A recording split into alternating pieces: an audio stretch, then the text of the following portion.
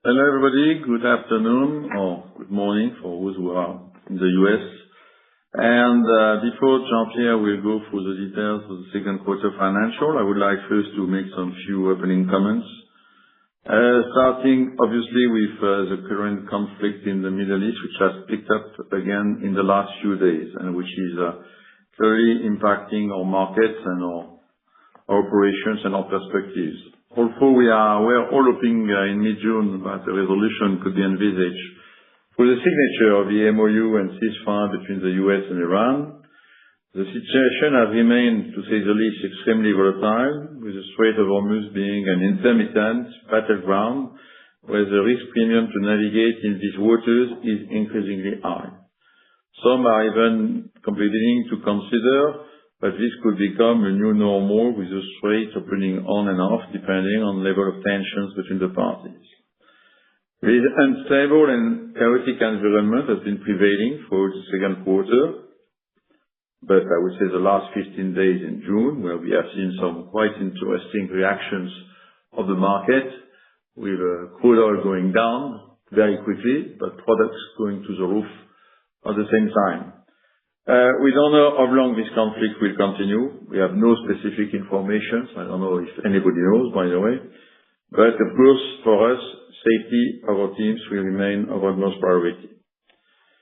As Jean-Pierre will show you in a moment, we can say we have managed this quarter to deliver once again strong results and cash flows from both our strategic pillars, thanks to the strong performance of the teams who managed to capture very favorable market conditions for many of the energies we are producing and selling. The oil prices rose above $100 per barrel, even if differentials are widened, while refining petrochemicals, biofuel margins, but also distribution margins were increased, with some even reaching historic levels. And gas, LNG, electricity were also at strong levels. Once again, TotalEnergies is demonstrating its capacity to capture these margins and high prices, leveraging the integrated and diversified business model along the value chains of oil, gas, and electricity. First, our oil upstream and downstream businesses have been performing very strongly at the same time, which is not so frequent. In fact, since quite often one benefits from a supportive environment at the expense of the other. But currently, both are capturing high prices and margins, given the tensions on global demand for products. As we speak, integrated margins this morning are around $130 per barrel, Brent of crude oil around 95, and margins at 35. E&P delivered a strong quarter in terms of productions, thanks to a solid 4% organic growth, higher than our forecast, coming from our rich and diversified portfolio of projects, which was planned, in particular from Brazil, US, and Libya, but also, and I must say it was very good, from a strong operational performance, limiting, I would say, the unexpected stoppage of the production. So it was a very good performance from an operational point of view. And all that allows us to partly compensate the production losses in the Middle East. E&P has been delivering, once again this quarter, a strong cash flow from operation, despite as well, I would say, and there was a difference in the Middle East between the production reported and the capacity to lift these productions, which impacted because the lifting in the Gulf, of course, was very limited by access to Strait of Hormuz. Looking forward on the Middle East situation, beginning of July, end of June, I would say the production was going up quite quickly, and we had limitations, I would say only 5% of our global production. But this weekend, after the conflict came back, we were more back to 8-10% of limitations. So difficult, which I think we say 5 to 10% in our perspective. It will obviously depend on the way that the conflict will develop. And again, it's not only production for us, also lifting, offloading the crude oil, which might be affected. And when we look to what happened in the second quarter, the real offloading was in fact affected, as per our guidance, at 15% of our production. So we'll see what will happen for this quarter. Refining and chemicals performed in an exceptional way, I must say, leveraging market conditions, managing well the tensions on supply of refined products to maximize capturing margins. So refiners have adjusted the way they use their plants in the second quarter to prioritize, in particular, production of diesel and jet fuel, which were offering higher margins, and also by doing that, contributing to security of supply of France and Europe. This performance was achieved, although some of our facilities have been impacted by events outside of our control, like the SATORP refinery in Saudi Arabia, which was hit in mid-April, if I remember well, by some drones, and which has been used which is back today at 70% of capacity and full capacity by end of the third quarter, is expecting. But also Port Arthur in the U.S. suffered, unfortunately, in June from a lightning strike during a tropical storm, and now is progressively coming back to normal production levels. Our crude oil and petroleum products trading activities have been very successful for the second quarter in a row, with a strong performance, and made another $500 million, I would say, overperformance on the top of our usual performance of $500 million. And last but not least, on the downstream, marketing and services has reported the best ever quarter, driven by positive impact of the seasonality in Europe, but also higher, I would say, unit margins, in particular on products like lubricants. After a strong outperformance in this quarter, and the first quarter, our gas trading activities results in the second quarter were not good, to be clear, and impacted by flat to declining European market conditions, whereas our traders were positioned to see the more supportive European gas environment in line with supply-demand fundamental expectations.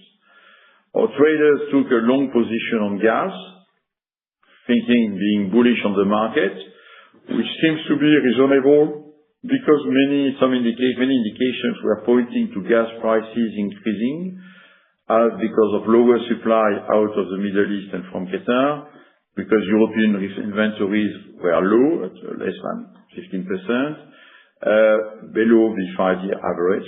But these factors did not materialize during the second quarter. Even, in fact, prices have declined through the quarter, leading to, I would say, weaker or poor results from the trading business. The story is overall not over. As you have probably seen, now gas prices in Europe have rallied, and as traders are rightly stubborn, since early July, their gas trading results are following, and will be back to some overperformance again. On our second pillar, electricity, there was multiple good news during this quarter. Integrated Power delivered one of its best quarters ever in terms of with a strong cash flow. In fact, the second best in 2024, even in the absence of farm downs during this quarter. But it was supported by the closing of the transaction with EPH in April, 1 month earlier, or 1 to 2 months earlier than expected. And the cash flow coming from EPH was as per the expectations. So, these strong deliveries on almost all fronts, but I would say gas trading for once. We have generated at the company level next to $10 billion this quarter, which has been allocated in a very consistent manner, as I've announced to you last April, during the call for the first quarter. First, of course, we are deleveraging down to a gearing ratio of 13%, which show an improvement of 2.4 percentage points quarter to quarter, benefiting from a $3.3 billion reduction in net debt and also $1.2 billion working cap release. And second, of course, we have confirmed the increase of our interim quarterly dividend by 5.9% to 0.9 euro per share, which places TotalEnergies once again in the leading pack of the growing dividend companies. Along this quarter, our cash generation has also allowed us to sustain our production growth targets with disciplined capital investment of $3.4 billion, comforting our annual guidance of $15 billion, and also to increase, as announced, our buybacks to $1.5 billion during the second quarter. And the board has authorized us to maintain this buyback with another $1.5 billion for the third quarter. With all this good news, I now hand it over to Jean-Pierre, who has an easy work to go through the details of the second quarter financial results. Okay, thank you, Patrick. So I will start by commenting on the price environment in the second quarter of 26 versus the first quarter. We capture high commodity prices, although graduating decreasing over the quarter. Brent averaged $104 per barrel during the second quarter versus $81 per barrel in the first quarter, meaning plus $23 per barrel, more than 25%. While average liquid price was up by $18 per barrel due to widened differential and a lifting schedule weighted towards the end of the quarter in a crude market which softened in June in the context of the ceasefire in the Middle East. TTF averaged $15.6 per million BTU versus $13.7, and our average LNG price increased by 20% at $10.2 per million BTU. Oil prices started to impact LNG prices with 1 to 2 months of lag effect according to LNG pricing formulas. Finally, the European refining margins increased by $13.5 per barrel on average over the quarter. In this price environment, the company reported very strong financial results, increasing by almost 15% compared to the first quarter, with second quarter 26 cash flow of $9.8 billion and adjusted net income increasing to $6 billion. These results were possible because of the strong operational performance of all businesses, demonstrating the company's ability to fully capture the environment upsides. Upstream delivered an underlying accretive production growth of over 4% year-on-year, which is above the annual 3% guidance and partially offsetting the production loss in the Middle East. Downstream, a very good operational performance, as explained by Patrick, from our refineries, which have been deliberately geared towards maximizing distillate production, diesel, jet fuel, to capture higher refining margins. And integrated power cash flow generation increased by 25% over the quarter, supported by contribution of EPH assets in line with expectation since the closing of the transaction at the end of April. TotalEnergies generated this very strong result, the highest since the end of 22, despite two challenges. Although production from the Middle East was higher than originally expected, a significant portion of this production could not be lifted during the quarter and is recognized in E&P results based on the crude price from end June, meaning less than $70 per barrel. Our gas trading underperformed after an overperformance in the first quarter because of the decline in gas price for the quarter, as explained by Patrick. TotalEnergies has delivered strong profitability this quarter, with return on equity at 15.9% and a ROACE close to 14%. Now moving to the business segment, starting with hydrocarbons. On production on a year-on-year basis, excluding the impact of the Middle East conflict, second quarter hydrocarbons production increased by more than 4%, above the guidance provided of 3% for 26, benefiting from the ramp-up of the project started since the beginning of 25 and from an operational improved facility availability. The impact of the conflict in the Middle East is around 210,000 barrels of oil equivalent per day over the quarter, below the guidance communicated last quarter of 360, due to the company's production ramp-up in offshore United Arab Emirates and the restart of production in the other countries in the region during June. Although physical lifting turned out to be in line with the guidance, with an impact of 330,000 barrels of oil equivalent per day.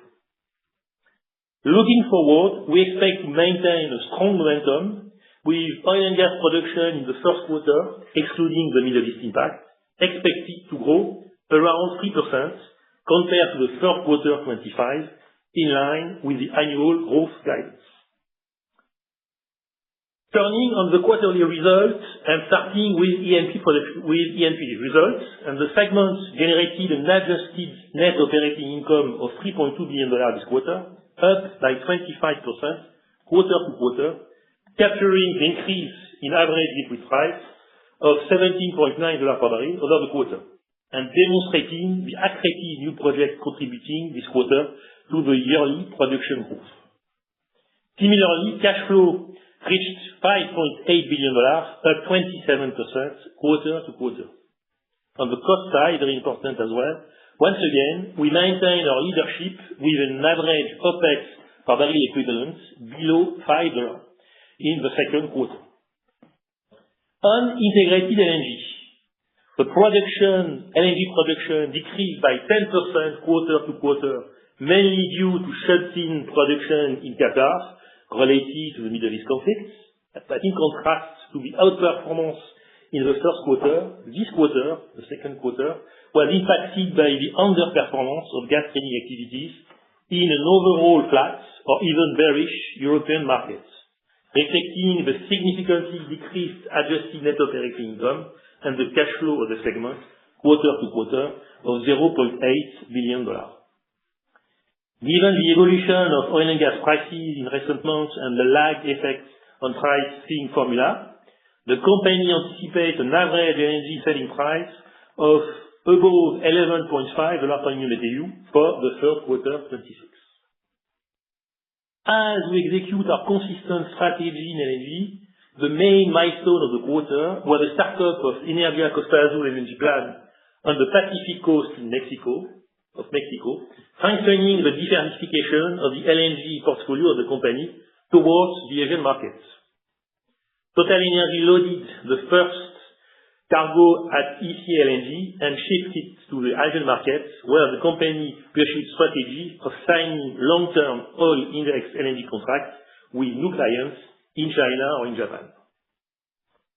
Turning now to integrated power, the net power generation increased to 14.8 TWh, up 28% year-on-year, driven by an increase of nearly 15% in generation from renewable sources, reflecting growth in installed capacity, and a 2 TWh increase in production from flexible gas-fired capacity, resulting notably from the completion of the transaction with EPH end of April. TotalEnergies is on track to reach its annual objective in integrated power, in particular, to generate more than 60 TWh over the year. Cash flow from operation was above $700 million, supported by the contribution again of EPH assets, in line with expectation since the closing of the transaction. And this quarter again, we provide more granularity in the integrated power financial performance with a split in cash flow between what we call production assets, meaning renewables and gas-fired power plants, and sale activity, B2B, B2C, and trading. The former contributed 60% of the cash flow, and the latter contributed 40%. TTEP, the new venture with EPH, will continue providing its growing contribution to the company's results throughout the year, in line with expectation. As TTEP has started contributing in the second quarter, we said in the first quarter that integrated power should benefit in 2026 from 10 TWh net power production, in line with the 15 TWh guidance given for a full year, and more than $500 million contribution to available cash flow. Moving to downstream. During the second quarter, refining and chemicals was able to fully capture the increase in refining and petrochemical margins, notably adapting the refinery run to produce more distillates. Overall, for refining and chemicals, adjusted net operating income was up by $200 million quarter-to-quarter to $1.8 billion, and cash flow reached $2 billion. Marketing and services delivered outstanding results, the best in at least 10 years, driven by the positive impact of the seasonality in Europe and the higher unit margin, as noted by Patrick, notably on lubricants. Adjusted net operating income was up 21% year-on-year at $500 million, and cash flow close to $850, up 19% year-on-year. Moving to the company level and starting with working cap. The working capital decreased by $1.2 billion during the second quarter, largely driven by the reversal of the first quarter build-up with the lower hydrocarbon prices at the end of the second quarter compared to the end of the first quarter. The company has kept the course for capital expenditure, with net investments amounted to $3.4 billion in the second quarter, with a contribution of net disposal to $1.2 billion. This, as explained by Patrick, comfort our guidance for full year 26 net investments level of $15 billion. As a result, the gearing is improved by more than 2 points to reach 13.1% at the end of the quarter, reflecting a reduction in net debt of $3.3 billion. To conclude, once again this quarter, the integrated model of TotalEnergies demonstrated its ability to capture higher prices and higher margins, with a growing cash flow to support the deleveraging of the company, our shareholder distribution, with a clear priority to the dividends and the CapEx to deliver our growth. I think now we can open the line for questions. Thank you. Ladies and gentlemen, we will now begin the question and answer session. As a reminder, if you wish to ask a question, please press star and one on your telephone and wait for your name to be announced. Please kindly mute any audio sources while asking a question. If you wish to cancel your request, please press the star and 0 key. Once again, star and 2. Once again, please press star and 1 if you wish to ask a question. The first question is from Martijn Rats, Morgan Stanley. Hi. Hello. 2 questions if I may. I know there's an awful lot of attention, of course, on the Middle East, but I wanted to ask you a quick one about Namibia. It's still very important for Total. Where do you stand on sort of the FID of Venus versus the completion of the transaction with Galp on Mopane? I was hoping you could say a few words about that. And then secondly, I wanted to ask you about the payout ratio for this year, because the guidance was more than 40%. I think we're sort of tracking below that so far. Of course, usually volatile macro environment is perhaps no surprise, but the sort of the payout guidance, over which period should we expect that to be realized? Would you still expect to have more than 40% payouts sort of over the year, or should that become a longer term target? Okay. Thank you, Martin, for the first question. I will be more precise. On the Galp transaction related to Mopane versus Venus, we have received, the end of last week, the official approval of the Ministry of Energy of Namibia. We are just, in fact, finalizing the last paper to close the deal potentially tonight or tomorrow. Your question came to the right time. That's very important, of course, because this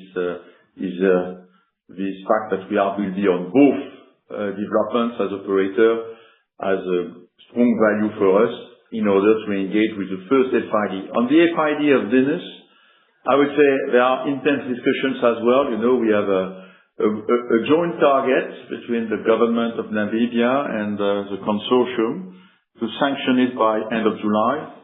There are discussions progressing. We'll see if we can conclude in July or if we need to have a little more time. Technically, I think we have selected all contractors. We are ready to take the FID, subject to finalizing discussions with the government of Namibia. There have been some progress, but there's still some progress to be done. Again, generally it's when the last minute you can conclude, but we'll see if we can do it. Otherwise, we'll wait. I'm, I would say, reasonably optimistic that all the parties, there is a joint interest clearly, and in particular, the Namibian authorities are fundamentally supportive. to have a strong operator being able to capitalize on synergies between the projects.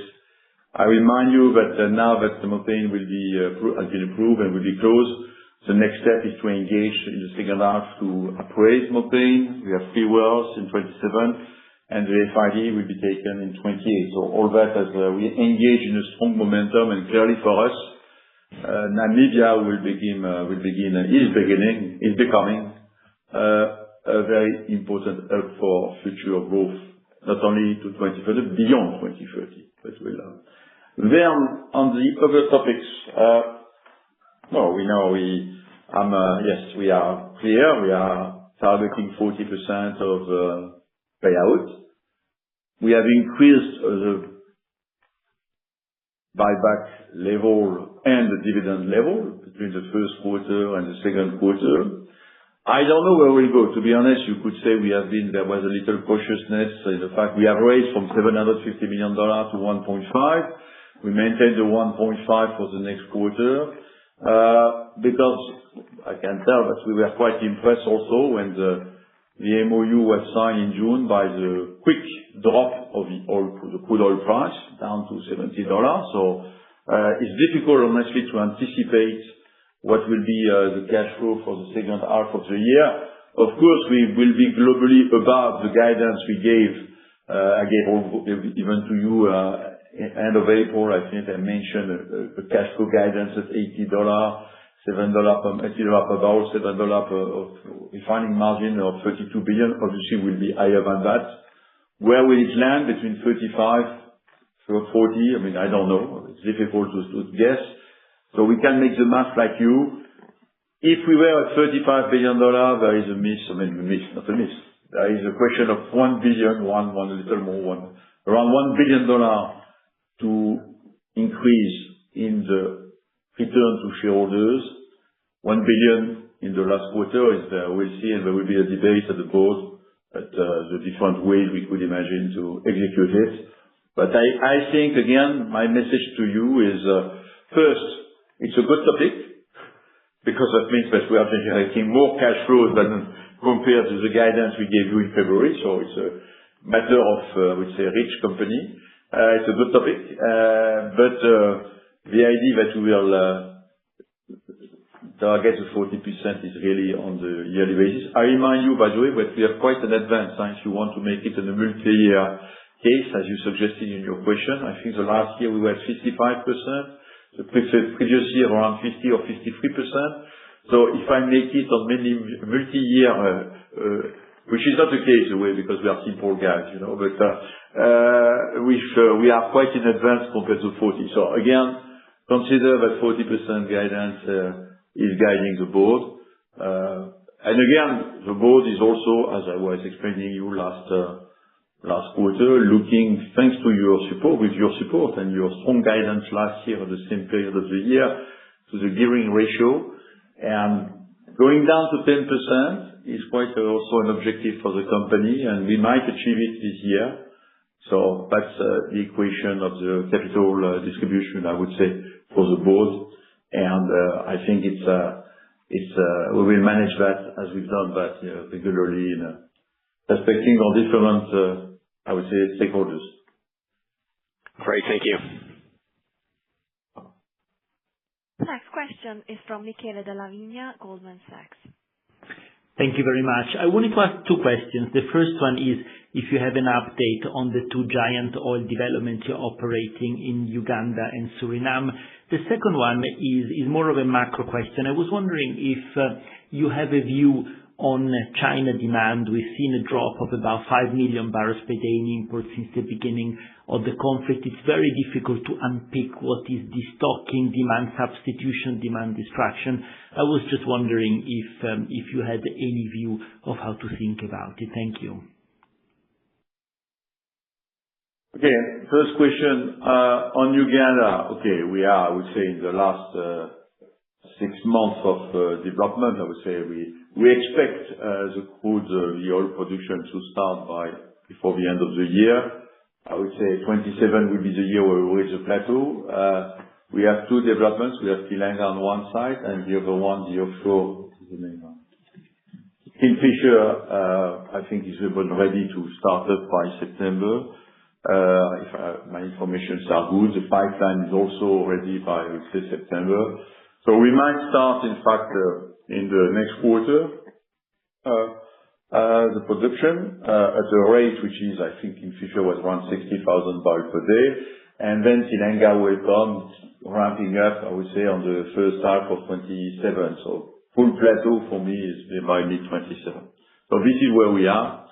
And by the way, it's an opportunity for me, and we will follow that carefully. Of course, Uganda is affected today by a disease, Ebola. But if it was not the case, we think that we might organize. If it stopped, we might organize a field trip with some of you, the ones who are brave, to go to Uganda in 1 year in September 2027. So Uganda, for me, now it's a matter of finalizing and turning the wells on. On Suriname, things are moving very well, I would say. We confirm that the production will start up by first half 28. That's where we are, according to planning I have. It was our first quarter, maybe second quarter, but we are in first half 28, and the news of the construction, it has already progressed by 40%. We are at 40% advancement, but the FPSO in his yard is building correctly, and I would say, this is more classical, it's more complex to execute an onshore project than an offshore one. So we are in Suriname, we are in a project which for TotalEnergies is a deep water project. We know how to execute them.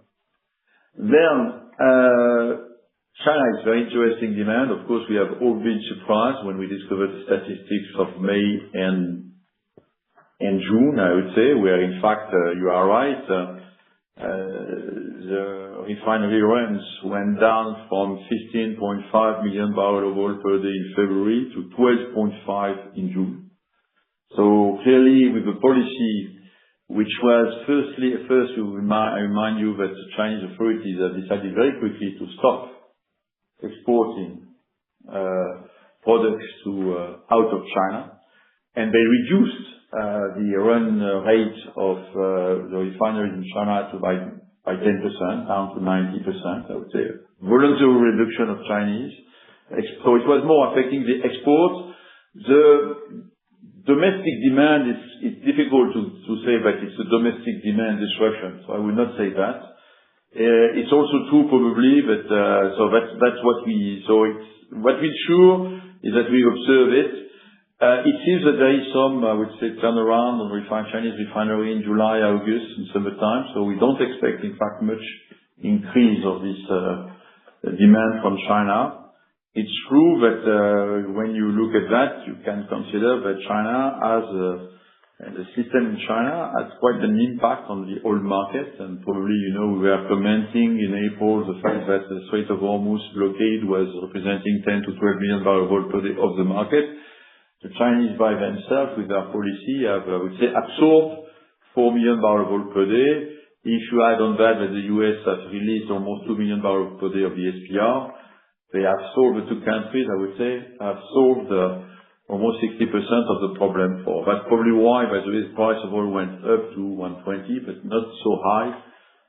So for the coming months, to be Michele, you can observe like me that we are back to the blockade today. It's no vessels, no tankers are crossing Strait of Hormuz. So we are back to the situation. I know that the Chinese have announced that they will allow again some few refineries to export some few products.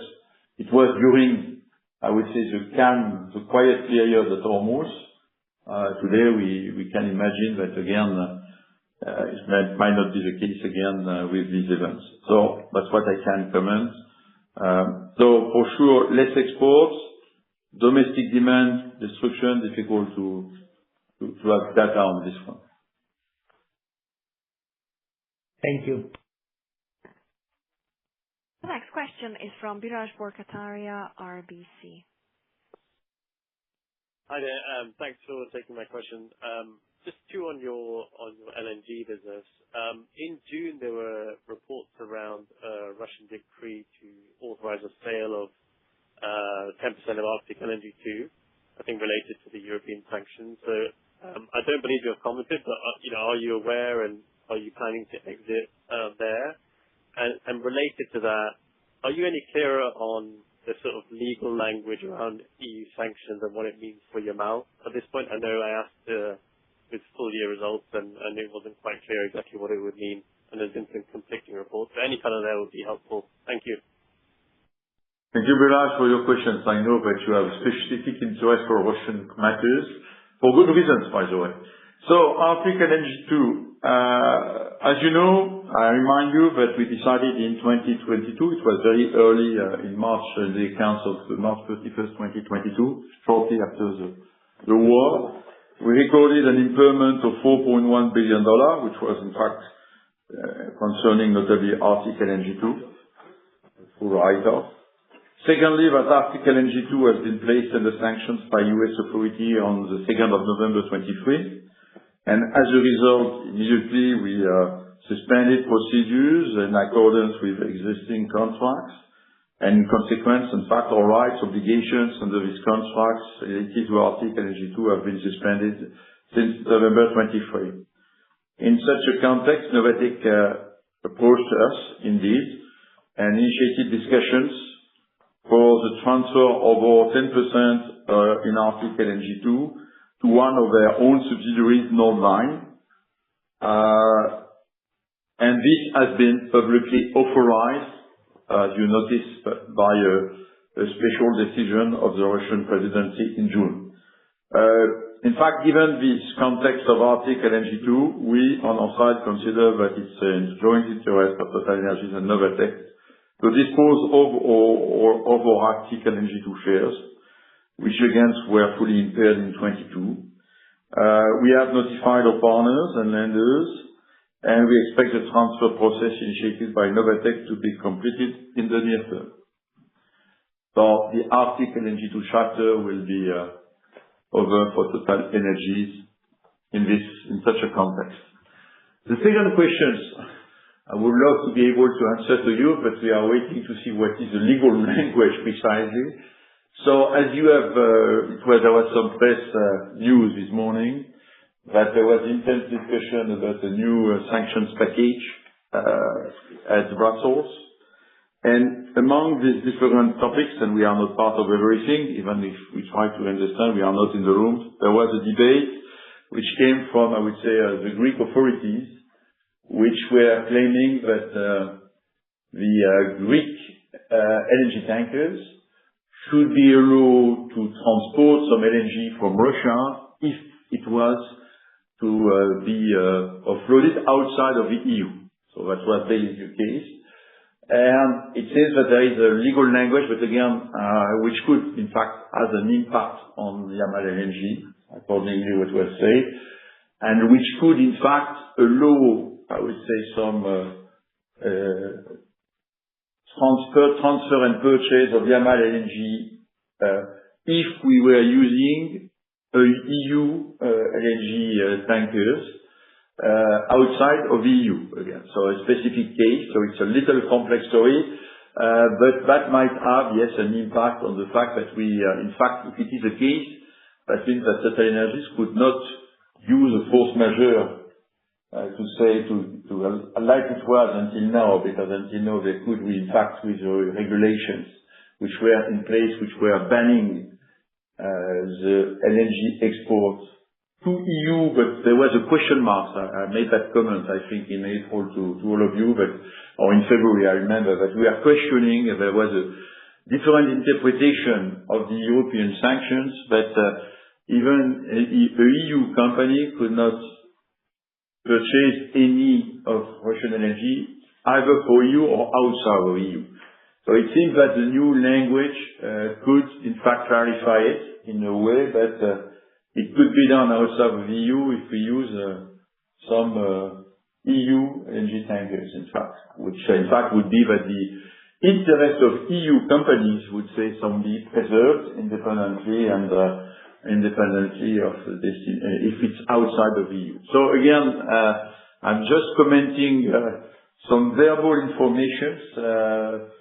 We have been in contact with different, and we are, I think the final resolution will be delivered probably tonight or tomorrow morning. They are drafting the last ones, and we'll see what will be the outcome. Of course, we need to analyze it because we have a policy where we don't want to take any risk with sanctions. But my comment is that if it is the case, again, I think the interest of EU companies will be preserved because honestly, to let the Russian LNG being sold outside of the EU, not by EU companies, but only by your competitors, was a little odd to all the EU companies involved.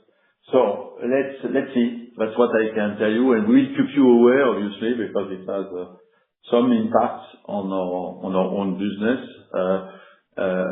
and we'll keep you aware of the situation. Thank you very much. The next question is from Doug Legate of Wolfe Research. Thank you. Good afternoon, everybody. Patrick, I wonder if I could pick up on Martin's prior question about cash returns and the 40% and so on. I think we would all agree probably this is a bit of a windfall environment, and maybe formulaic returns of capital, one could be forgiven if there was some flexibility there. My question is specifically around the hybrid bonds as opposed to the net debt target, and whether you would consider these windfalls as an opportunity to perhaps address some of that longer term financing as part of your capital structure. That's my first question. I've got a follow-up on exploration, please. I should give that to Jean-Pierre, but I know that I'm still, to be honest, the hybrid bonds is, for me, it's a debt. It's a debt, but it's not a debt. It's a quasi-debt with a low interest rate compared to what we can issue bonds. Yes. So I don't make a lot of difference between the different bonds that we have issued. So I would say it's around 11 billion euro of 3% coupon, so it's quite a cheap debt. So is it a priority to unwind all that? My answer will be clear. It's no, and we have made some partial reimbursement, but it's not a priority. And again, we are more looking at, I would say, this year, I'm more looking to the global cost of our different bonds rather than this specific one yet. Maybe Jean-Pierre wants to elaborate. It's highly dependent on the market. So if you could consider this cheap debt, there is no reason not to keep the hybrids in our portfolio. But of course, it's highly dependent on the conditions. As Patrick explained, so what is important for us is globally the cost of global debt, so senior bond plus hybrids. That's very clear, guys. Thank you. And at the time, obviously, my follow-up, Patrick, is very specific on exploration. So you hired Nicola out of ENI, and you have Mopane and Venus in Namibia. Back in 2016, Total drilled the only deep water well in Uruguay, and ENI late last year farmed into Uruguay. It seems that activity there is picking up a bit. So my question is, when you roll all that together, does Total have any ambitions to move into Uruguay? Okay. Doug, you will need to ask a question to Nicola. To be honest, Nicola did not come to my office to tell me we need absolutely to come back to Uruguay. So to be clear, our own experience in Uruguay has been quite average, to be honest. And in fact, it's a whole basin, because this basin, which was the Pelotas Basin, if I remember well, in fact, we drilled in Uruguay. We also drilled in the other side in Brazil, which was not as well quite a success. So we made 2 drillings in this deep water basin there, which was honestly not very encouraging. So I've noticed that there were some companies last year which went back.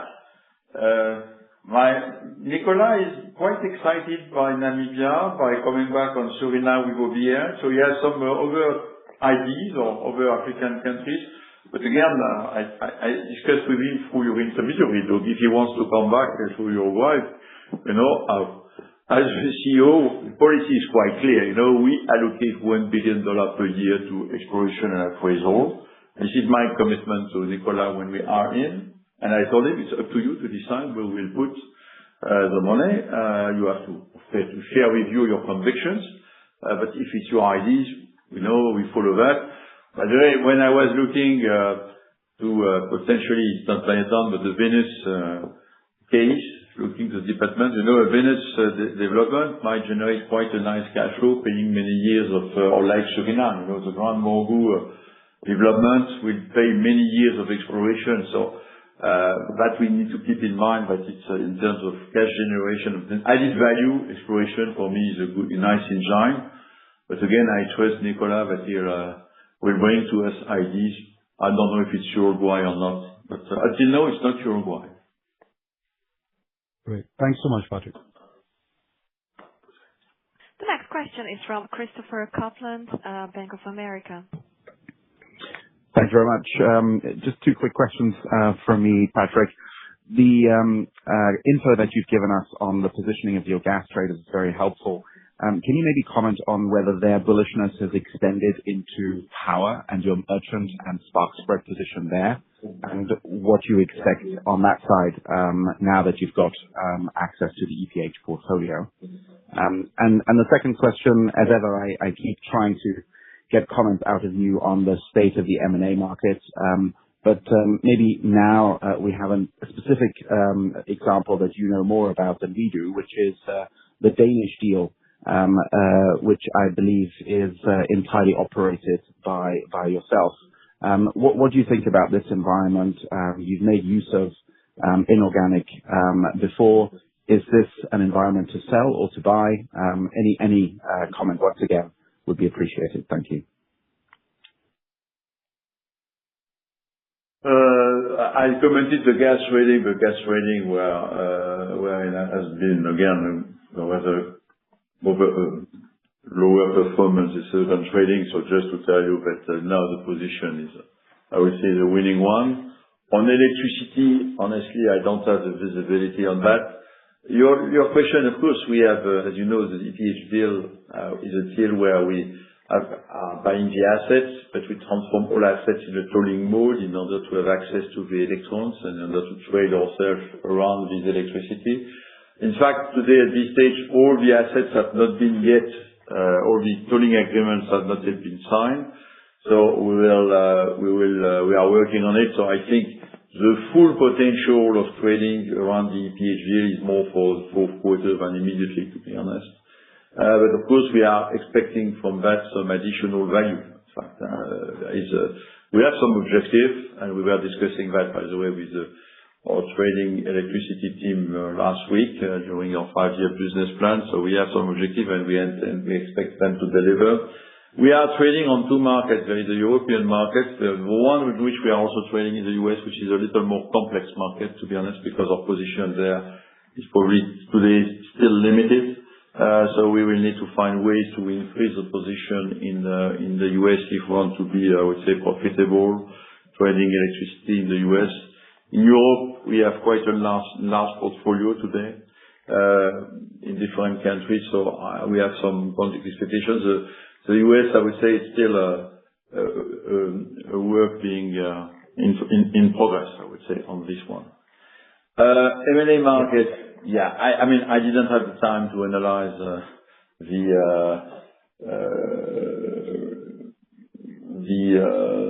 the price which was paid by Vår to acquire the TotalEnergies, so I didn't.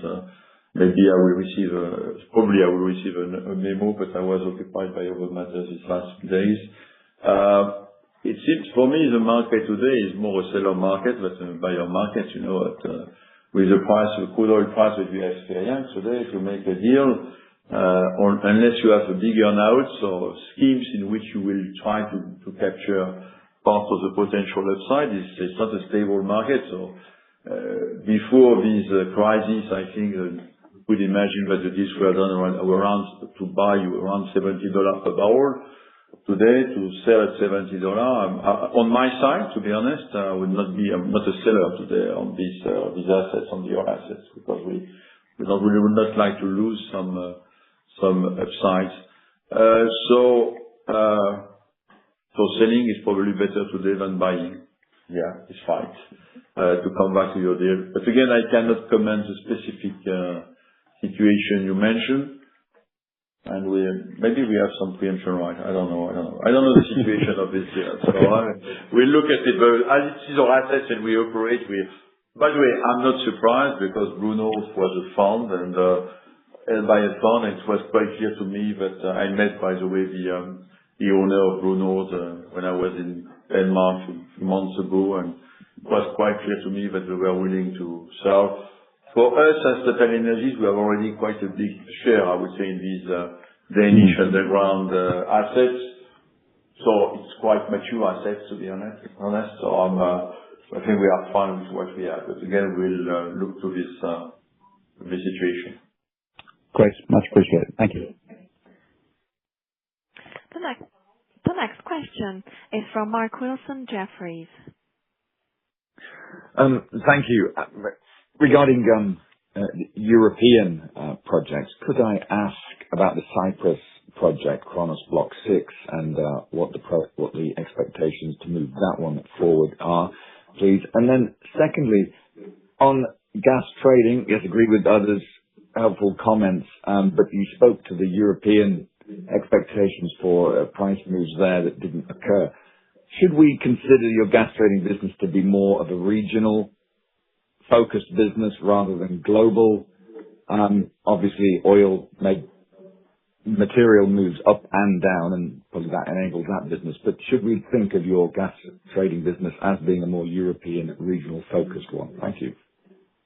No, the second question is clear. No, we have a global gas trading. We are a big LNG, I would say, player. I just mentioned that there are different markets on the US, in Asia, of course. I just tried to, in my comment, to tell you where we make the miss, and the miss was more on the European anticipation, on the TTF, where I think we're around $15, $16. At the end of March, we're around $17. Our teams were thinking it could go up to $19, $20, like it is going, by the way, today and in July, because we were anticipating the impacts on the market, both of the distraction from the Qatari production from the market and I would say as well, the fact that the inventories in Europe have to be rebuilt. And in fact, what happened is that the market probably considered that it was to anticipate to grow, to have a higher price, because expecting maybe the Qatari disruption to stop, which happened in June but came back in July, and that there were time to have higher, to grow the inventories. It's also true that the weather in Europe was quite, in fact, good in the second quarter. So it's just to try to give you the main, I would say, the major, the one on which they took a position, which were in fact reversed, which were not the right ones. But it does not mean at all that we are not a global one. I would say on the other markets, I didn't see any specific, we didn't see any, I would say, underperformance, I would say. We only see it on the European position. That's why I mention it. But don't draw the conclusion. Kronos, thank you for this question on Kronos. We are working on many FIDs, in fact, in the end of July, and the good news, and I think I must pay tribute to Eni, the operator, because we are 50, we have a big share, 50% like the operator Eni. We worked jointly, by the way, in the last 6 months to go to the FID, and the good news is that I think we are working hard to, again, like on Venus, to finalize the FID by the end of July. It's a matter of, again, there is a lot, Kronos for everybody is an interesting development where we produce gas in Cyprus, and then we maximize existing infrastructures in terms of CapEx, because it's a subsea development. It will go to Zohr installations in Egypt to make the gas treatment, and then to Damietta LNG plant in Egypt. So there is, you can imagine there was a number of intergovernmental agreements and agreements with third parties to use all these existing installations. But it's being done, honestly, and I think I think Claudio Descalzi will be able probably end of next week to announce that. It's good. It's an interesting project because at the end, for TotalEnergies, we have access to 1.4 million tons of LNG in Egypt, just in front of the European market. So you can imagine that it's an interesting project from gas to LNG. And for Cyprus as well, it's the first gas development in Cyprus. And maybe your scheme will open the door, will open the way to over-valorization. So it has been a long journey, but I think we are there, and we'll be happy to invest capital in the Kronos projects.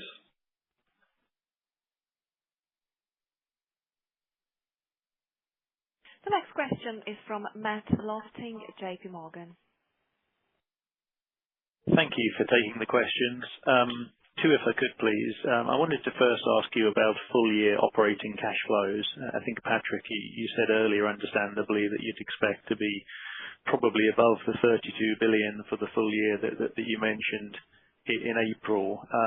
Obviously, the macro scenario is uncertain. So if we were to stick to the sort of the $80, 15 gas and 7 refining that you used in April, where do you think full-year cash flows at that price deck would outturn on an underlying basis versus the 32 that you saw 3 months ago? And then secondly, I wanted to ask you about refining and security of supply of feedstock. Is the company able to access the appropriate feedstocks for the system as you look into the coming months? And is there a scenario where additional measures could be required from that perspective, particularly if conflict in the Middle East persists? Thank you. Okay. On the first question, it's quite easy to answer the 32 because we know what has been in the improvement of the second quarter would be raised to 34.5. That's why I mentioned $35 billion, I think, in my answer to your colleague, the first question that I got. So 35 billion would be in such an environment. I would say you can get it as a guidance. Again, we'll see if we are at $80. Since the beginning of the year, we were a little higher. We are more as an average, I think, around $90.7. So since the beginning, and the last 30 days, we're at 76. So that's quite a spread, So between 75 and 90, we'll see where we land. It's interesting. It's an interesting. So 13, but in this assumption, 34.5. And the current forward curve is a moving target. It follows the spot one, so I don't have the figure, but I mentioned to you a range of 35 to 38, 39 billion. If we're remaining, I think that if we were having a second half as the first half, you double it, you find 38. So that it's a higher environment. It's not 80, it's $90. It's $90. It's a refining margin of 15. So it's $90, 15, and TTF at 15 as well, which was the average of the first half. If you replicate such an environment, you could imagine we should deliver around $38 billion instead of 35. So you have a range to where we could land, but I don't know. Maybe it will be lower at the end. That's what I can tell you today. The second question, no, we have no problem of supplying feedstock to our refining system. Not at all. We are producing a lot of oil in Brazil, a lot of oil in Africa. And so, in fact, our refinery, by the way, independently of Hormuz, in fact, in terms of crude supply, the Atlantic Basin or European refineries which are on the Atlantic Basin are generally supplied by crude oil coming from the Atlantic Basin. It's true that we like to have some sour crude coming from the Middle East to make more diesel because it's the best crude to produce diesel. There is a limited, but generally this Hormuz, the sour crude from the Middle East is more going to Asian refineries, in fact, than to European ones. So, we have no concern on our side to feed our refining system. The only concern I could have is more around SATORP in Saudi Arabia, because first it has been hit, so I hope it will not be hit again, and so we don't have the full capacity. Secondly, SATORP production is of course stranded in the Gulf. It has been quite well used by the Saudi system during the second quarter for domestic use because they had other refineries which were hit.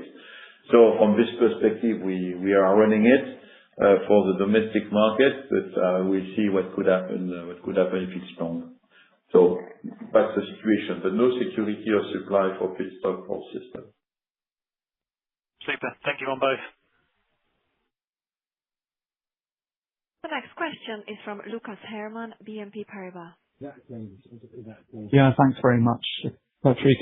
A little conceptual perhaps, but one of the things that I think most of us, or many of us, are struggling with medium term at the moment is, the fragmentation or fracturing within OPEC. The UAE having departed, Iraq talking about an incremental quota or changing its quota. As you think forwards about your own position, the potential for Iranian barrels to come back, more UAE to be available, Iraqi flows perhaps be larger, where does discipline sit with what remains of the rest of OPEC? How does that impact the way you think about allocation of capital to projects? Does it change anything in terms of how you feel about the robustness of oil markets, particularly at the bottom of the cycle? And secondly, if I might, and maybe this is just one that I should leave or we should leave for the strategy day, was simply to ask whether in light of the actions you've taken on MOPE or around MOPE, the addition of EPH, and the environment we're seeing in refining in particular at the moment, but may be sustained, whether that's changed and altered your target of 20 billion or so of free cash by 2030 in the $70 world. Hi, everyone. Thank you. Hi, James. Okay. The first question, it's a good question for the investor presentation outlook in September, Lucas, where we speak more about strategy. But the first one, honestly, in terms of capital discipline, because of all what you described very rightly, it's very good to stick of that discipline to test all our projects at $50 per barrel. Because the answer, yes, you can infer that today we are in a world of high prices, but we could go in a way where everybody would like to produce more, and maybe, by the way, Saudi Arabia, like they've done in 2020, could do. Why not myself? I mean, if everybody wants to produce, so we could do it again. If you remember what happened in 2020 when Saudi Arabia decided to close the market, I think some few pupils around them were quick to come back to more discipline. So it's a matter of discipline. Yeah. For us, honestly, I continue to believe, and we are. But in the company, we are continuing to test the $50. We planned the business plan, the 5-year business plan. We plan it at $60. Yes, we test what happened at $80 or $70, like you mentioned. But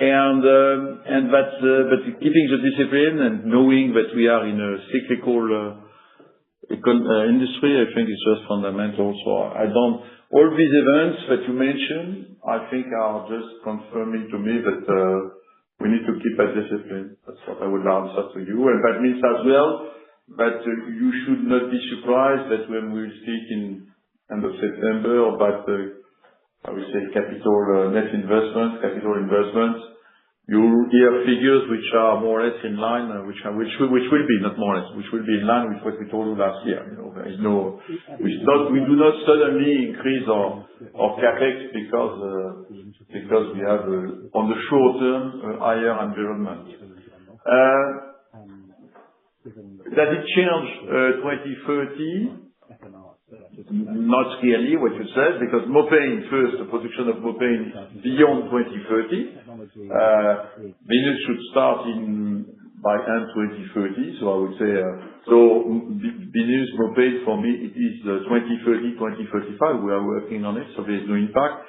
EPH somewhere was part of already our plan, our 5-year business plan. We told you, but we have just anticipated with the EPH some of the capex we were willing to allocate to M&A in integrated power. So it has been done, but in fact, it was modeled, even if EPH was not, I would say, the deal which was in fact was modeled in our future cash flow by 2030. And balance and refining, frankly, I will not take it as granted. So I'm still, maybe because I managed that business during 3 years, I'm a little more cautious of it. Today we have an incredible situation where both markets are positive in the same direction. That's true that on the products market you have no products coming out of the Strait of Hormuz. So the Russian situations with, I would say themselves, they stop exporting diesel, and so you have Russian disruption.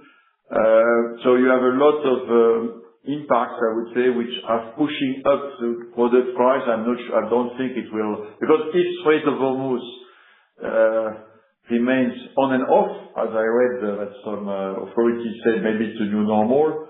If it is the case, then we'll not be in the $50 per barrel environment, we'll be elsewhere. Because to reinstall, there is no low cycle with an on and off Strait of Hormuz production. Of course, we are building and we are discussing today to invest in some of the pipeline projects which will allow to circumvent the Strait of Hormuz, but it will take a few years. So the balance of refining, I don't take it for granted for our planning by 2030. So we'll come back to your question more precisely, but for me, in fact, what we have worked since we met last year in September 25, we have confirmed, in fact, and it's more, and we will come back to tell you fundamentally all our targets we can confirm it even strongly. And so, yes, the increase of free cash generation that we announced, which was more than $10 billion, an increase of $10 billion, more than 10, will be confirmed, and I'm very, so far this is one of the first messages in September will be the confirmation of that. The second one will need to be give you more color on beyond 2030, because in fact we are working now beyond 2030. So the company has two objectives: to deliver all the 2030 additional free cash, and we will do it, I can tell you, because and we'll demonstrate why we are super confident, and you have some of the projects you mentioned. And then working as well to continue the story, because the story of TotalEnergies growth does not stop in 2030.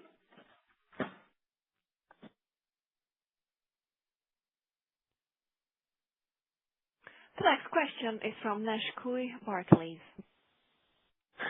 Hey, good afternoon. Thanks for taking my questions. Two, please. The first one is on the Middle East.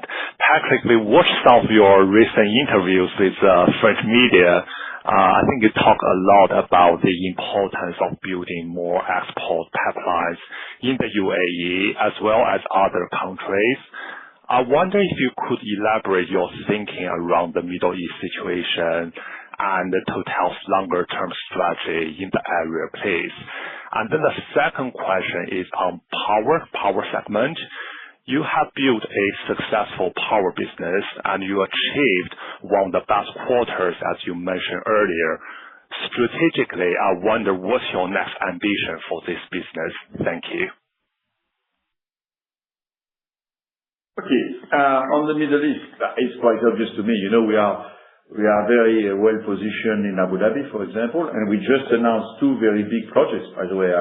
Despite this war, we have been quite active in Abu Dhabi to reinforce the whole partnership and position of TotalEnergies together with ADNOC or XRG or Mazda. We have announced a deal with Mazda and all these renewable business in Asia. We have announced the Bab gas cap concession, which was an old dream for many people in the company to have access to the Bab gas cap. So it's done with our partner. By the way, it's interesting to know that when in 2015 we signed the Bab concession onshore, some people were skeptical. 10 years after, we delivered the additional value, and it's because we were in the place together with our partners that we managed to go along with ADNOC. And thank you, by the way, to the trust that the Emirati authorities have given into the existing consortium. And we have also announced the Shaif gas backup. We have FID, I would say, yesterday, this week, in fact, we have FID together with ADNOC, and we have a 20% share, the shale gas cap, which is also, by the way, not only gas, it's also liquids. And all these gas caps, by the way, are gas projects, of course, but there are also quite good condensate projects. So it's for liquids. Then when in liquids, you need to have outlets, And so it's clear to me, and Abu Dhabi has been very active, ADNOC has been very active, very reacting on we need to double the pipeline to Fujairah in order not only to accommodate future growth, but also to connect the offshore production. I think the ADNOC is offering to partners to look at the projects, and we definitely we are looking to that very seriously. So that's one part. The other part of interest for us is Iraq, because we have some production in Iraq. Iraq today, we have only one way to export, almost not on one way, I'm exaggerating, but fundamentally it's Basra, so it's in the Gulf. So being able to contribute and to see, there are some projects which are being announced and being studied from Iraq to Syria, and TotalEnergies is keen to join the projects if possible, or to develop some. So I think it's obvious to me that we cannot, if we want tomorrow to come back to you and to say we want to continue to invest because it's cheap oil, which is true, and there is a lot of oil, we need to diversify or exit routes. Otherwise, we will not do a proper business case. So that's why I'm clear. And I think, by the way, for the countries themselves. So I think it's, and even I think if the conflicts were coming to an end quickly, we must absolutely keep that in mind and pursue the efforts to have alternative routes for this oil. Integrated power, but the next ambition is to reach the 2030 target. It's not yet done. Today, this year, we will reach 60 terawatt-hour. We will reach more than 100 terawatt-hour. I think the 100 terawatt-hour is probably the low assumption for production by 2030. More importantly, we want to generate a net cash flow from this business. We said next year it will be net cash flow positive. This year it might be, but I would like to do it in a normal CapEx environment. And we want to join not only more than zero, but I would say in our famous free cash flow, more than $10 billion free cash flow target by 2030. There was $2 billion coming from integrated power. So the target is to deliver this $2 billion, and then beyond 2030, there are different options, but of course, we might see continue to grow the business. The question is at which pace, in fact, and that will depend as well to opportunities. But I think on this topic, the board is very keen to really see the capacity of the company to deliver on our targets rather than planning big ambitions. And then it's not a matter, I would say, of growth. It's a matter of value as well for the board. And I think for all our investors, you have been supportive, not always, but today more supportive than before, by the way, to us to invest. I think we are right, because one of the lessons of the crisis, as you can observe in many countries, the new world is electrification. It's not green, by the way, it's electrification, domestic resource. So we are, and it's also supported, of course, by all the data centers and AI growth.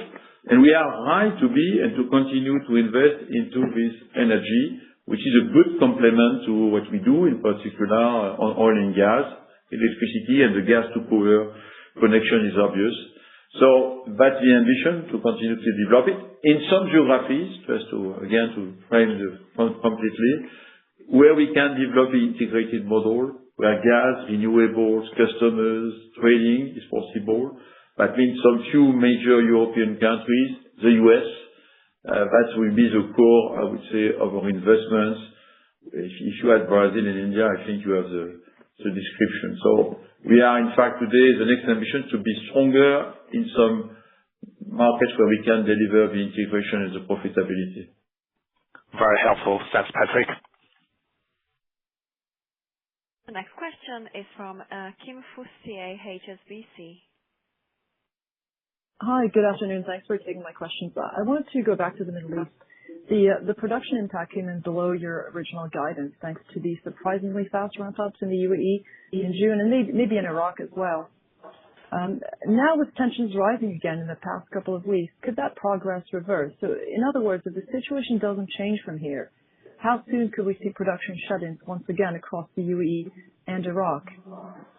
And then just staying with Iraq for a bit, just on the GGIP project. I think that Ratawi phase 1 was supposed to be starting up sometime this year. Could you give us an update on this project? And obviously, does the renewed regional escalation pose any risks to the timing of the oil ramp up, but also the other parts of that project, including the associated gas and the seawater project?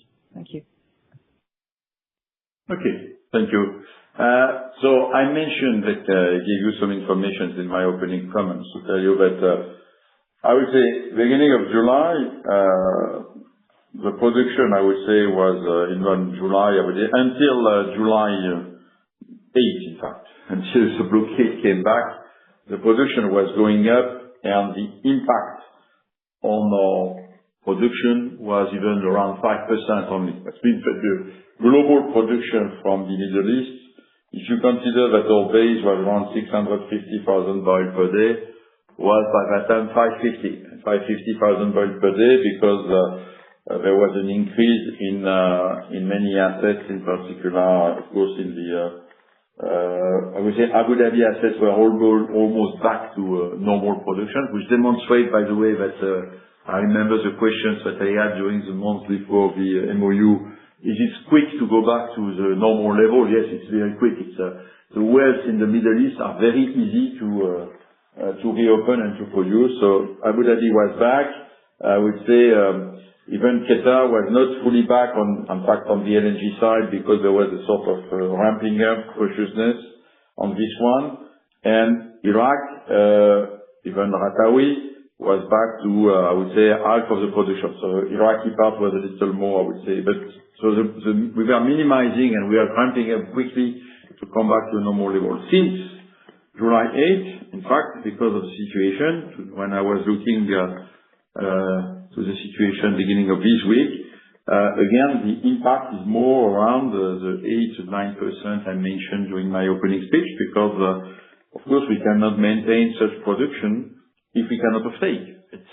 It's not a matter of wells, it's a matter of offtake. And because again, when you produce at maximum, your tanks are full, and then your system, it's all the logistics which are constraining the production. So I would say that's, of course, and again, by the way, of course, the LNG plant of Qatar Gas 2 in Qatar, which was ramping up, has been shut down again. So you have some impacts, and today, as I told you, that's why to guess today, I would say, to be clear, the guidance I will give you, if we were like we were in the second quarter, we could imagine the production could be with an impact of 10%, but the offtake could be unfortunately higher. And back to our initial guidance, when we gave you 15%, it was in fact in terms of physical offtake, it was been 15% during the second quarter. Third quarter could be the same. But again, the lesson is, the good news is that if this Strait of Hormuz is opened back again, then we'll be able to ramp up quickly. And then, of course, it is a condition to bring tankers and to offtake the production. So all that is going together. That's what we face today. And we had some during the few weeks of opening. We managed to get all our tankers out. We managed to have some tankers in and out, by the way, in order to load. I think we managed to load 3 tankers during that period. But again, now we are back to nil, because it's not possible. So let's observe. The second question, Ratawi. But Ratawi, I think there are different stories. There is the first phase that we are planning to start up. We were expecting the first half. Of course, we are delaying because there has been some impact. By the way, Ratawi cannot produce fully today, and it has been some impact because some equipment, etc., to pause. But so today we are, I would say, targeting end of first quarter, so September. Will it be possible? Honestly, we don't have some events under control. And then the other projects are progressing. Yeah, all the projects have been launched and all the contracts have been awarded. We have people on the ground for the seawater project, for the associated gas project, for the second phase of Ratawi. By the way, we are working as well, and we have good news in terms of productivity of the wells. We think we could have done the first phase one day. But all that is just being impacted, I would say, in terms of execution, because a lot of equipment, in fact, because Strait of Hormuz, everybody spoke about crude oil transit and products, refined product transit, but there was also an impact on equipment, either one way or the other way. And we have transported a lot of equipment by road. But for the larger ones, it's not easy to do, and so even it's not possible. So that's the situation. So we are dedicated to the project with some impact, and today it's difficult to give you in terms of this. Of course, I could just tell you it's postponed by 3 months, what I just said. Maybe we need to reassess the situation where we'll be back to a normal situation in the Gulf region. Thank you. The next question is from Henri Patricot, UBS. Mr. Patricot, we cannot hear you. Maybe the line is on mute. The next question is from Jason Gabelman, TD Cowen. Hey, good afternoon. Thanks for taking my questions. I wanted to ask the first one on the potential for windfall taxes and given the recent backup in commodity prices. I'm wondering, Patrick, if your conversations with governments indicate any appetite to reinstitute windfall taxes.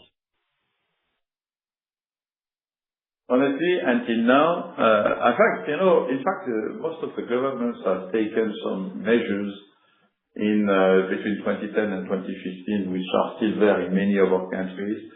We had one impact, an impact now in Brazil, where we have instated an export tax for 4 months, and there are today rumors that they could extend it, which has been declared as not constitutional, but it seems to be there is a legal fight around this export tax in Brazil. The UK scheme, has been increased recent years, so they cannot take more. Norwegian is okay.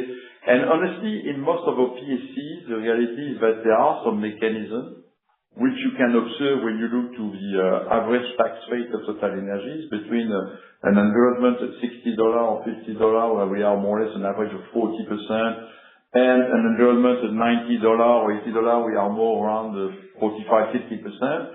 There are some mechanisms within the PSC. In fact, when the price is going up, so the governments are taking a bigger stake. And in fact, it's normal because, in fact, the way we negotiate ourselves, we try to protect the low cycle by giving up a little more on the high cycle. That's a balance that we try to institute, to propose to the government. So this mechanism exists, and so we didn't face this type of conversation, to be honest, since the beginning of the crisis. So we are not there, and that's what I can tell you. So except Brazil, I don't have today in my head any other situation where we have some in discussion. But again, because the mechanism exists already in many of our PSCs. Great, thanks for that. And my follow-up is I wanted to go back to the Yamal project for a minute and just understand, because you have kind of the interest in the liquefaction facility, and then you're separately lifting volumes as well. And I'm trying to understand kind of what the cash flow split is between those two parts of the business, and also if you've been able to actually get cash distributions out of the Yamal facility itself over the past few years. In fact, you are perfectly true. There are two different activities. One is a Russian activity. In Russia, which is a Yamal liquefaction plant, where we are a shareholder for 20%. The cash flows, some cash flows has been distributed. It's not an easy way because then we respect sanctions. So the question is it distributed in Russia, and when does it flow to Europe? Because again, the sanctions in Europe have limited the number of capacity to transfer from Russia to Europe. Some cash has come back to TotalEnergies, not the full of that. So this part is not, I can tell you, it's not in fact, in the way we plan, we don't consider that. We just are cautious. It's not coming on a regular basis. So in fact, it's from time to time we have some opening, but that's not a regular basis. And so some cash is somewhere, I would say, in Russia, we expect waiting for us. Then you have the other part, which is the lifting, European lifting. Yes, there's this one. It's out of Russia. It's a business where it's all the U.K.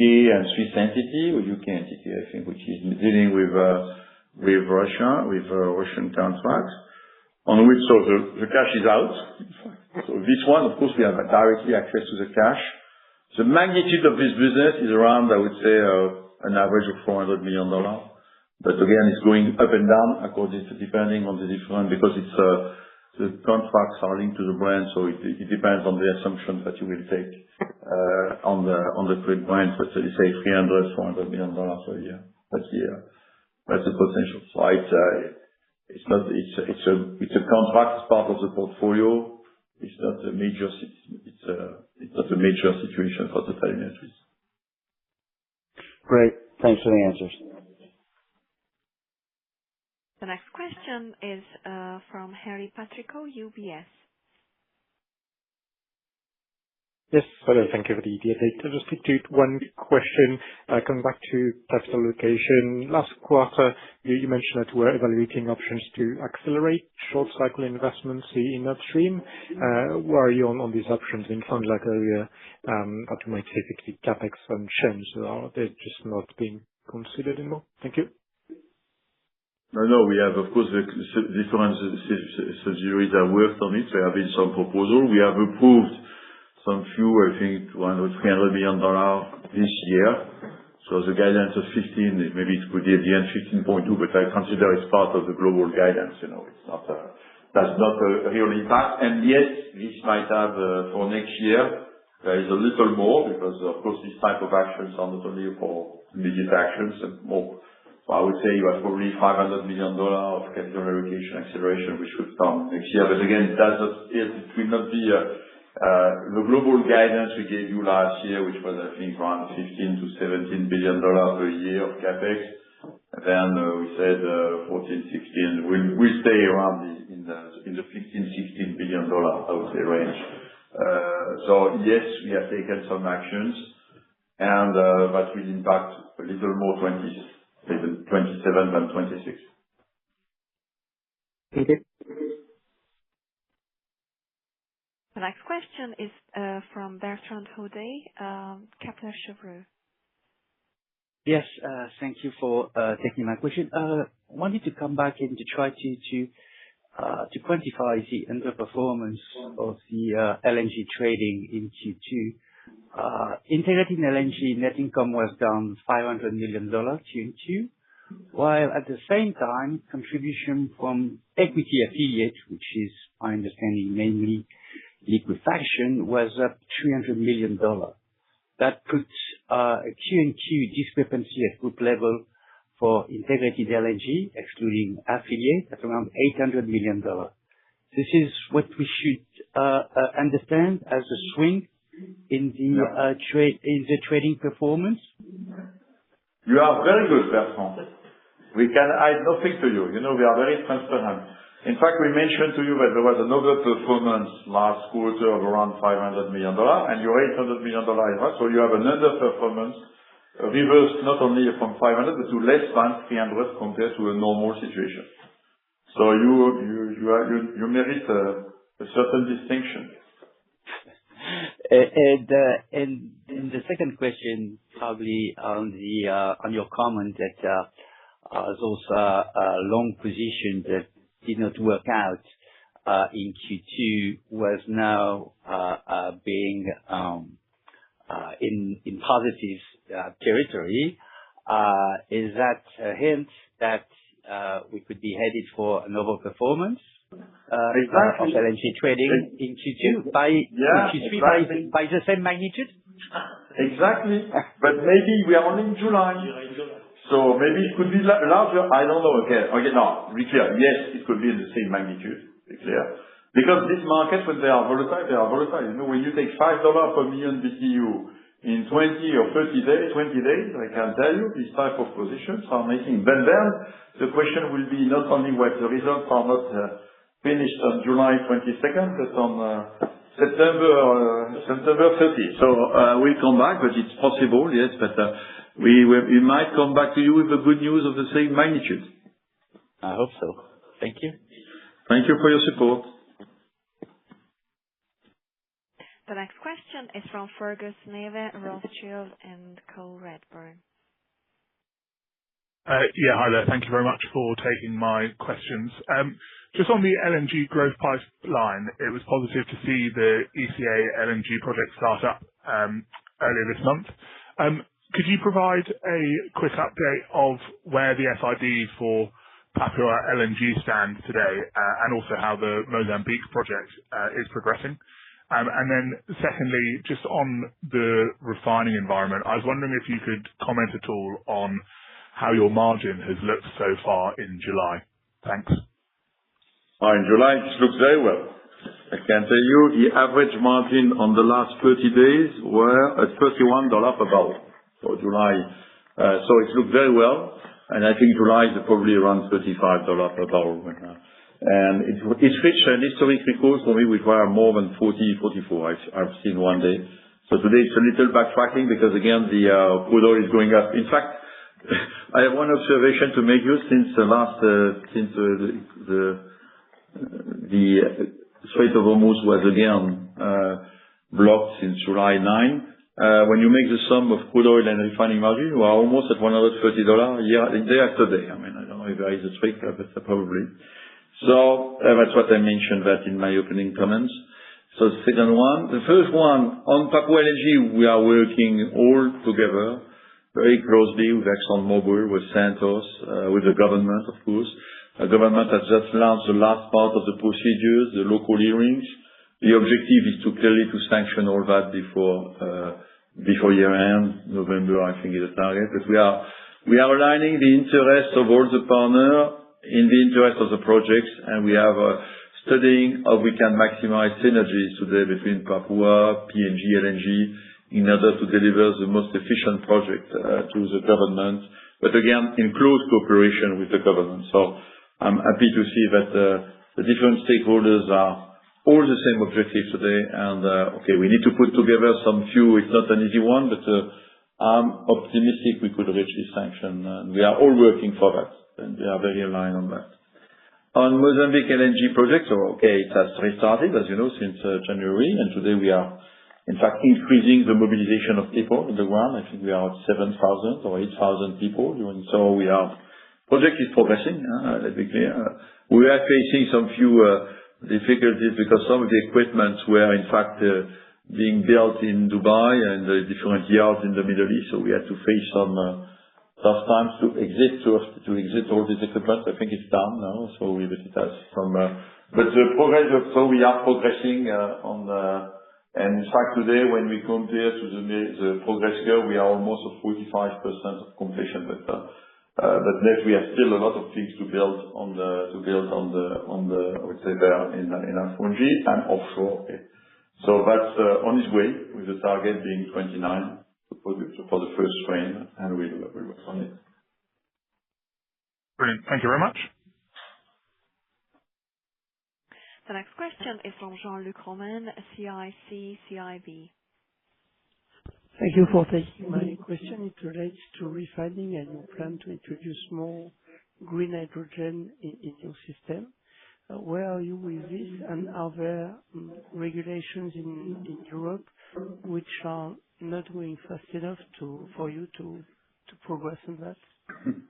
Yeah, the French one. No, but we are working on it. No, where are we? In fact, we have we have nice offers. We could, as you know, there is a good news of the quarter is that the German parliament has adopted its own regulation. So today we are very clear on the German part and positively part. So Leuna will be able to maximize the use of green hydrogen. So that's the good news.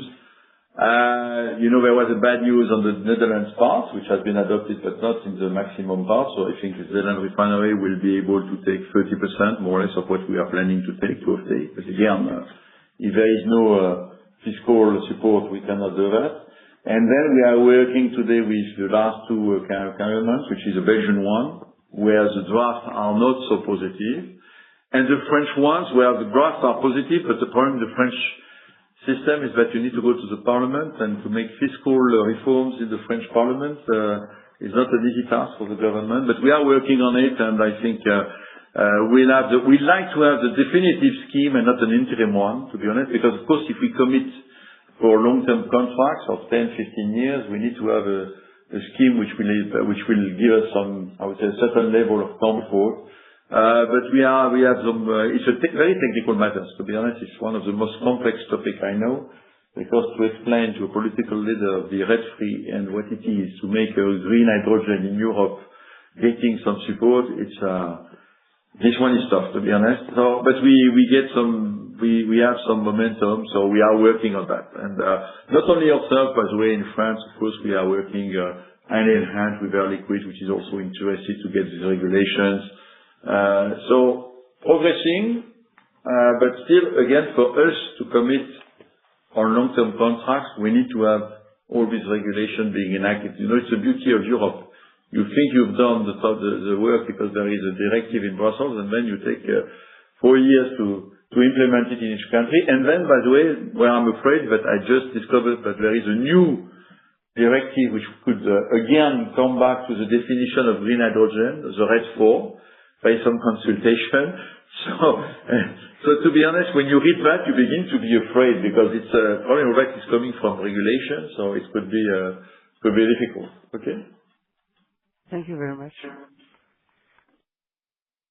And the last question is from Ben Fallon, Oddo BHF. Hi, Patrick, and thank you for taking my question. In the light of the recent escalation in the Middle East, has your view on geopolitical risk changed? Which region do you see as offering the most attractive risk-adjusted investment opportunities of the coming years, and how might this influence your future capital allocation priorities? I know it's maybe for the CMD, but I think it's important. Thank you. Yeah, thank you, Ahmed. But we continue to consider the Middle East as an investable region. There is no doubt about it. It's a question, of course, and then at the end of the day, it's a question of risk and reward. Maybe the reward will be to have a little higher. But when I saw my U.S.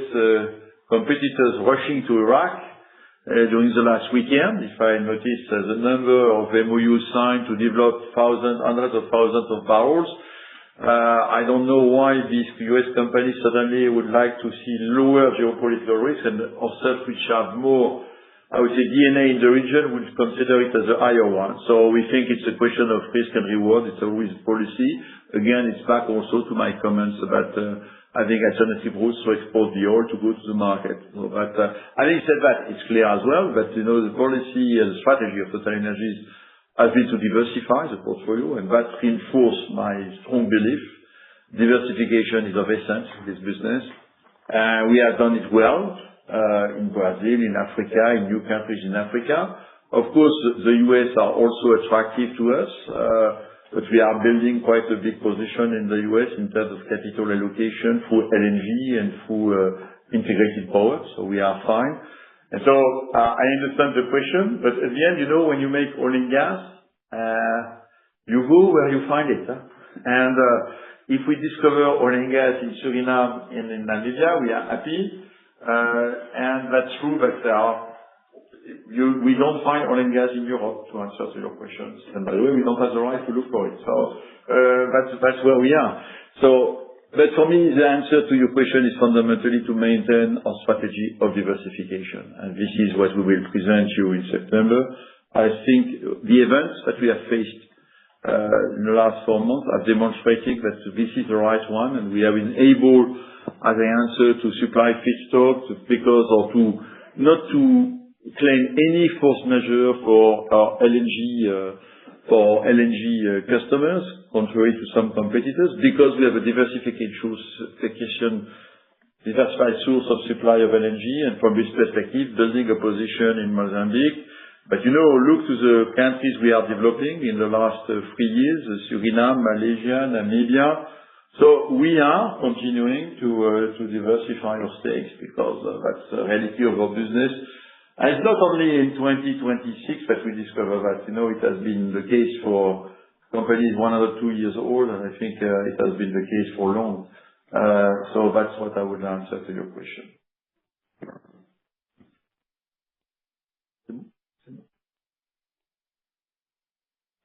Gentlemen, that was the last question. I turn the conference back to you for any closing remarks. Yeah, thank you for your attendance today and for your support. I remind all of you that we have a Capital Market Day in New York City on the 28th of September. I think it is a Monday, if I remember right. So Monday, 28th of September. Be all ready to attend the TotalEnergies Capital Market Day with more news to come because we continue to work during summertime. So thank you for your attendance and holidays to all of you.